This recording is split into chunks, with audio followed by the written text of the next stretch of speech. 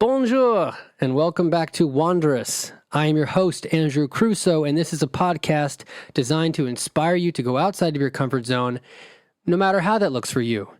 Today, I'm really excited to finally talk about Paris.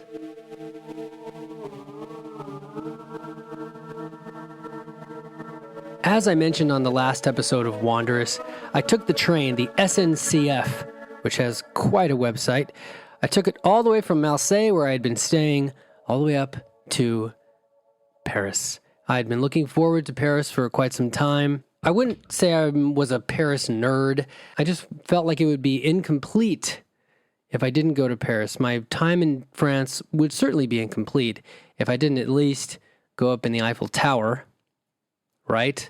It's a little bit basic, I suppose, but I'm a big fan of architecture. What can I say? So after arriving, navigating through Gare de Lyon, which is one of the large train stations in Paris, and taking the metro over, I was hosted by a very kind Algerian man who, if I recall correctly, had actually grown up primarily in France. And from him, I learned a bit about the history between the relationship between Algeria and France, which I may get into on another episode. But today's episode is just going to be about impressions. You know, anybody can go, and I've been thinking about this episode for a while too. Anybody can go and look up any of these places in Wikipedia. You can certainly look at them in Google Maps and read reviews and, you know, ad nauseum. You can figure out everything. But what you might not get, and what I'd like to share with you in this episode, is really how these places feel. To speak in woo-woo, how the energy feels in these places. So that's what I want to share with you today. Let's start with the first place that I walked over to. Well, I believe I took the train downtown, right up to the first full day in Paris, right up to the bottom of the base of the Eiffel Tower, which I'm going to say a lot of things that might sound silly, but a lot bigger than I thought it would be, to be honest. You know, I've been to Las Vegas, which has, I would say, a comical reconstruction of the Eiffel Tower. It has a comical reconstruction of a lot of things. Let's be honest. If you've been to Las Vegas, you know what I mean. But the Eiffel Tower isn't just a tower. It isn't just a statement. It isn't just an achievement, but it is a venue. I didn't realize the Eiffel Tower is actually a venue. I didn't go up on that day, though. I would in a couple days later. But the first floor actually has cafes, and there's a whole like promenade around the perimeter of the tower. It's much bigger. The base is much bigger than I thought it would be. It's much more to explore than you would even expect. And we'll get to some of the fun surprises, especially I'm blanking on the exact proper term for it, but I would call it the crow's nest at the very, very top of Tour Eiffel is what they call it. Tour is tower, and they say Tower Eiffel, but we call it Eiffel Tower because every language has to be different. But even in their basic rules of, do we put the adjective first or not? It was partly cloudy that day, and I just walked around taking pictures of it and made my first big mistake. I did not hand my Olympus camera to someone to take a picture of me at the base of the Eiffel Tower. I still smacked my forehead at forgetting this. I woke up late that first day. I didn't really get out and about until the afternoon. I'm really surprised, actually, at some of the gaps of time in my photos.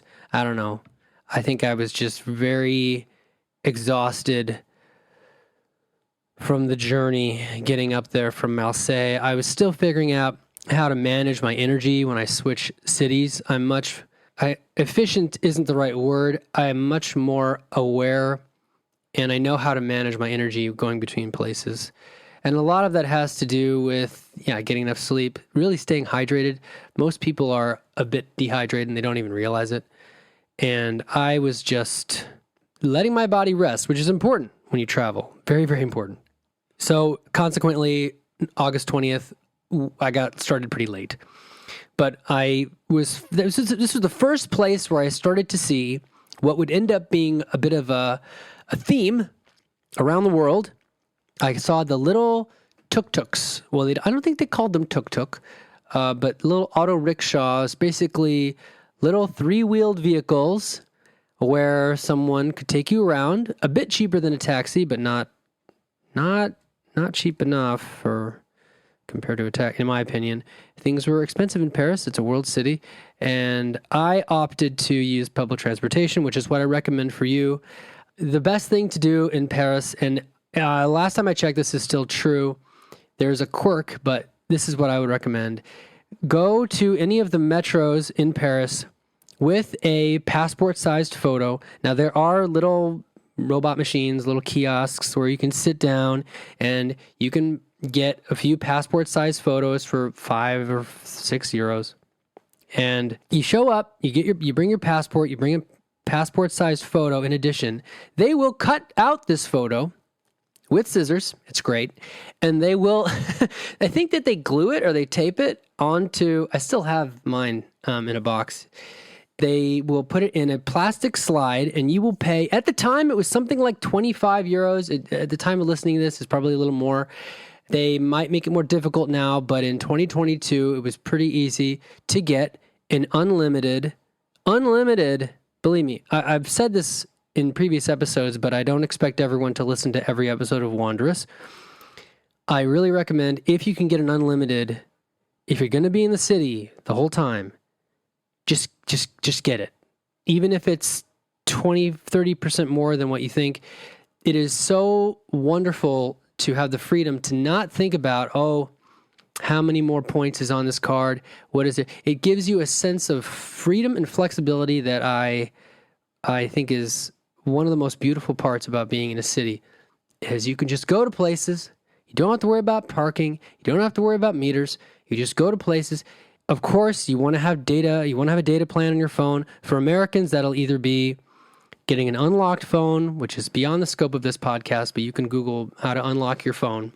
Or you're going to pay some roaming charges, set that up, talk to your company for the best way to ensure you'll have a good time and have data in France, because you'll want to, because on Google Maps, it will tell you exactly what train to take, when, all your options. And if you take the wrong thing, it'll give you more suggestions and tell you what gate to go to and all these things. So it's very nice. Don't expect great fluency. Don't expect wonderful English from the attendants at the stations, but pretty functional. That is another reason why you will want data. Is Google Translate is an indispensable app. I'll put this in the show notes. When you're traveling, you will need to fall back on Google Translate as a backup quite often, depending on the country that you're in.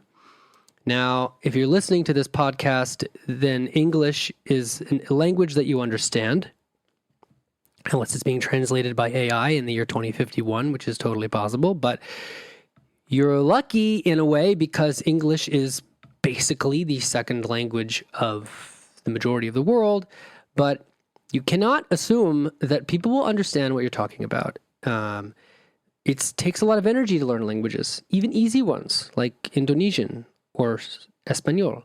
It takes energy. It takes practice. Not everybody wants to do that. Some people are profoundly, I don't know how to say, not gifted, or just their brains don't work that way. And they don't retain, foreign words very well. So Google Translate is a very good stopgap. It's a very good backup plan. And there's a dictation feature, and you can do this. There's even a conversation feature. There's a button where it will allow you to just sort of shout into it and it will try to translate and speak back. And I had to fall back to that a few times, but overall it wasn't too bad in Paris. And I think they had to accept cash. So I gave them euros and I got back this wonderful pass and I was free. The only tricky thing about the Paris Metro pass, which is very silly and I think a bit backward compared to Marseille, is Paris Metro passes always start on Monday morning, which means that if you arrive on Friday or Saturday, it doesn't behoove you to buy it yet. If you arrive on a Wednesday, sure, it's probably still worth it. But unfortunately, when I was there, and I can maybe put this in the show notes too, the Paris Mobility website delineates how they all start on Monday morning. They're not really intended for tourists, but you can get it.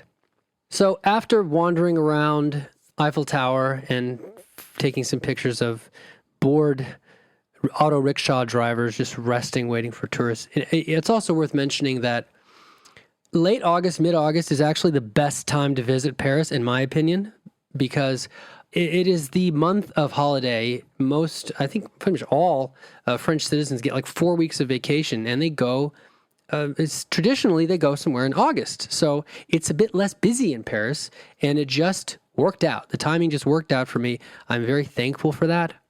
So I take a few parting shots of the Eiffel Tower, and I walk over, which is not a small walk. I think it was like 25 minutes or a half an hour, over to Arc de Triomphe, which was completed in 1836. It is I think it's the second or third tallest victory arch in the world. Very beautiful. I got to see two versions of it, which I'll get to.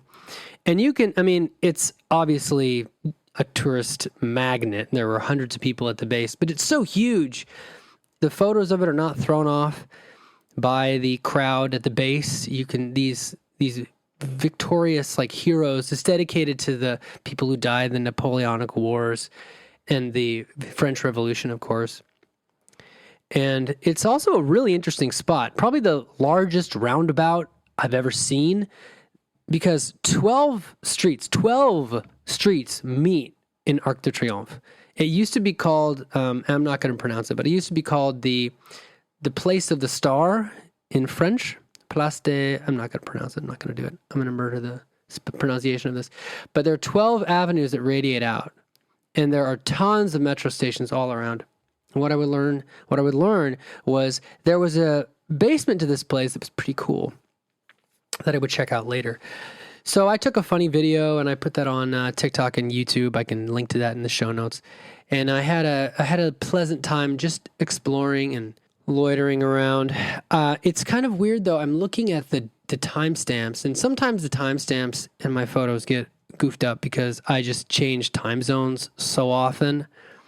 It's possible these are off an hour or two, but of course all of these photos of Arc de Triomphe and Eiffel Tower and the night version of the Eiffel Tower will be in the bonus. Every Wednesday I give away these photos. Well, let me give away. It's a bonus for people who support the show at $10 or more, and it's fun. I share a lot of behind the scenes stuff from each episode.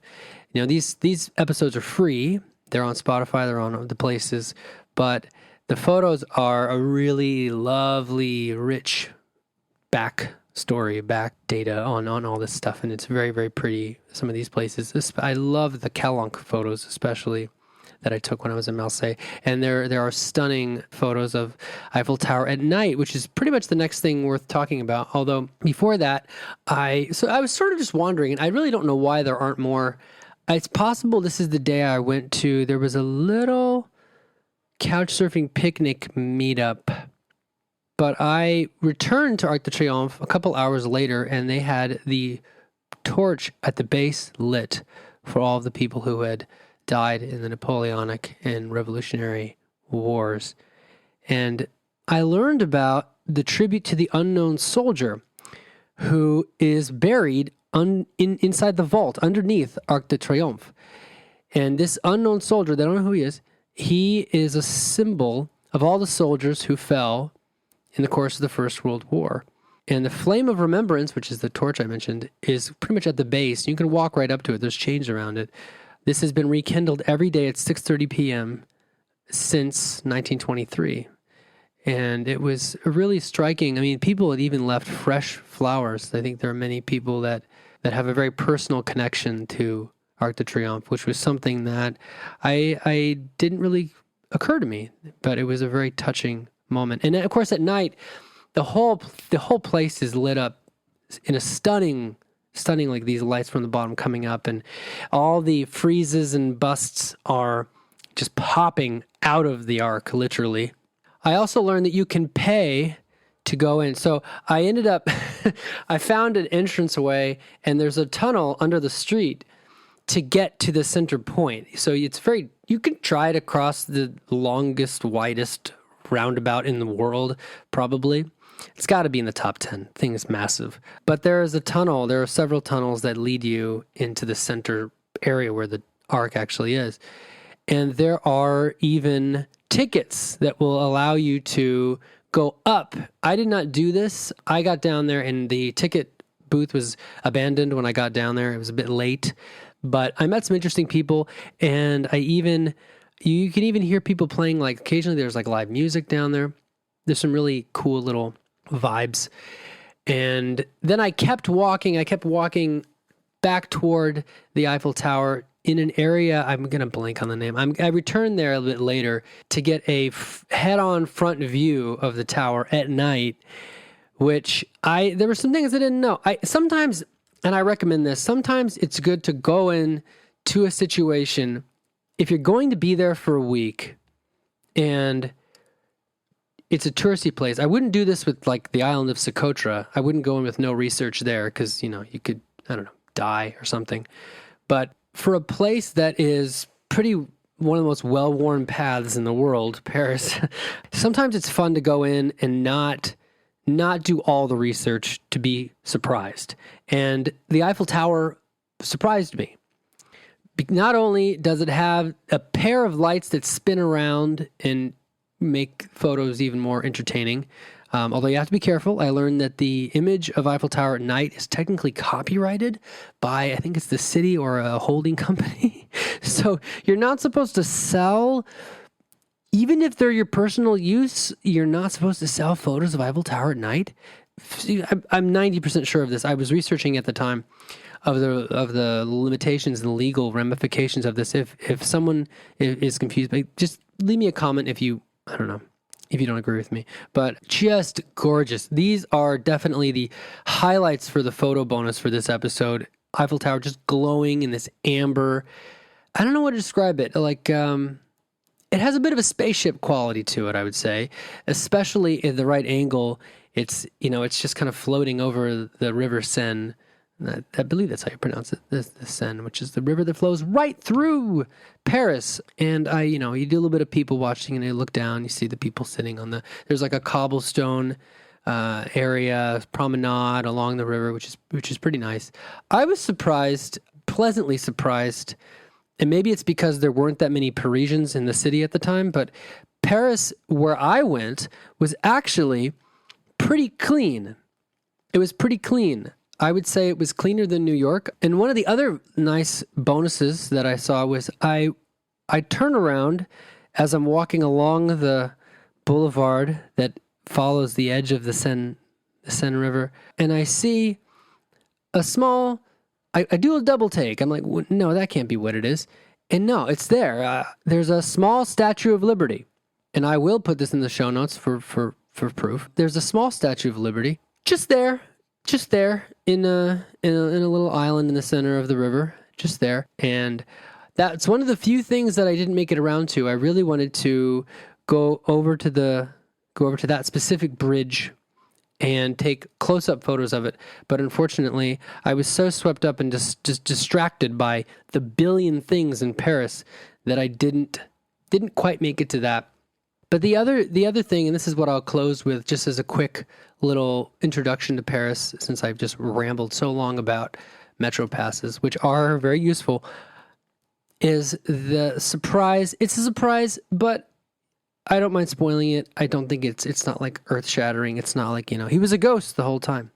It's more along the lines of when you watch Eiffel Tower at night, I believe it's starting at 9. It's either starting at 8 or 9 p.m. It will start to glitter. The whole tower glitters. There are dozens of strobe lights that they've put on the tower. I didn't know this, and I couldn't believe, like, whoa, the whole thing is like lit up like a Christmas tree. Just, it's sparkling. It's very, I'm not going to say Disney magic, because then I would be banned from going back to France, but it's very magical the way that the strobes go off. It's pretty cool. And it lasts for like 3, 4, 5 minutes. And then at 9 o'clock, it happens again. 10 o'clock, it happens again. And I believe 11 is the last time they do it. I can double check. They occasionally, sometimes it's open until midnight. They change it sometimes. It depends on what's going on. They do renovations. They fix things. Things are always being fixed, which is good. They're maintaining it. I mean, it's a symbol of the country, right? It's their, what would be equivalent in your country? Comment below. I'm actually quite curious. What would be equivalent? I would say the first thing that occurs to me for the United States, which is where I was born, and maybe because I was born so near it, would be the Golden Gate Bridge. It's like that level of engineering achievement, right? Perhaps the Sears Tower, which now has a new name, I refuse to call it, or even something like the Empire State Building, right? But it's hard to compare those because the Eiffel Tower, it was built for the World's Fair, I don't know, like sometime in the 19th century. And it's such a statement of art for art's sake, like it's such a monument of, it's completely unnecessary, right? And one of my favorite facts about the Eiffel Tower, since that's apparently what this episode is about, although there'll be a more in-depth story about the Eiffel Tower a bit later. Did you realize that when they finished the Eiffel Tower, it was the tallest human-made structure in the world? It was the tallest human structure in the world for 41 years until 1930, when they finished the Chrysler Building. This was a big deal. What are other fun facts? It was the first structure to surpass the 300-meter mark in height. It was also the first thing taller than 200 meters. This was a massive, massive monument, and I think it's held up pretty well. They've obviously invested to keep it going. How tall is it, you might ask? I should probably tell you. From the very tip of it is 330 meters, or about 1,080 feet. But where you can go is around 300 meters, where you can go in like the crow's nest, or the top floor is what they call it. And obviously it is a gorgeous symbol of the city, and probably one of your first impressions of the city when you get there, because you can see it from many different vantage points, especially if you go up to Montmartre. You go up to like the hill toward the north where the Cathedral of the Sacred Heart is, Sacré-Cœur, which is Coure. It means heart.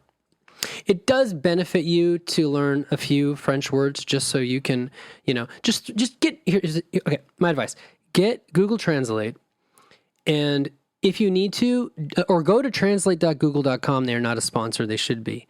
Just copy and paste weird words. Just learn like the things that you run into. If you keep running into a word, just paste it in Google Translate. And often you will be like, oh yeah, that sounds kind of familiar. And because it comes back to Latin, and it's going to help you to just recognize a few basic things. Like rue is road.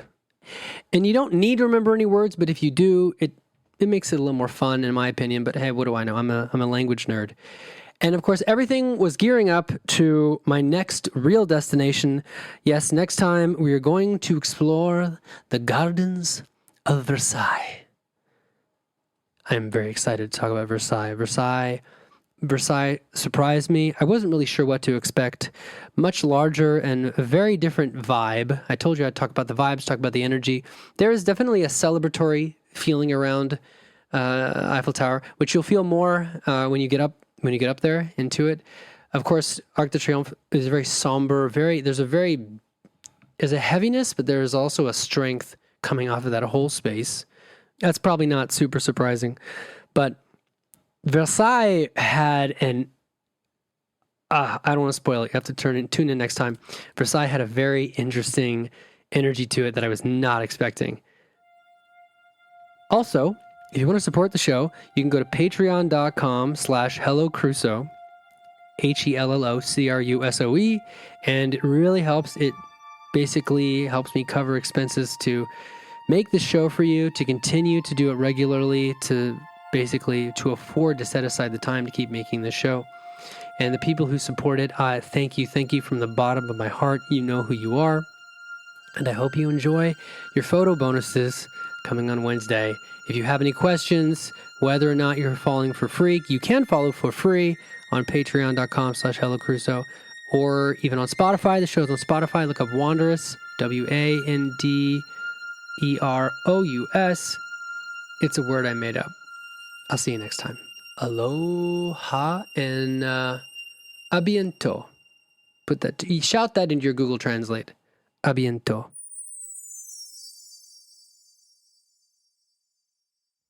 Can he do it on the first take?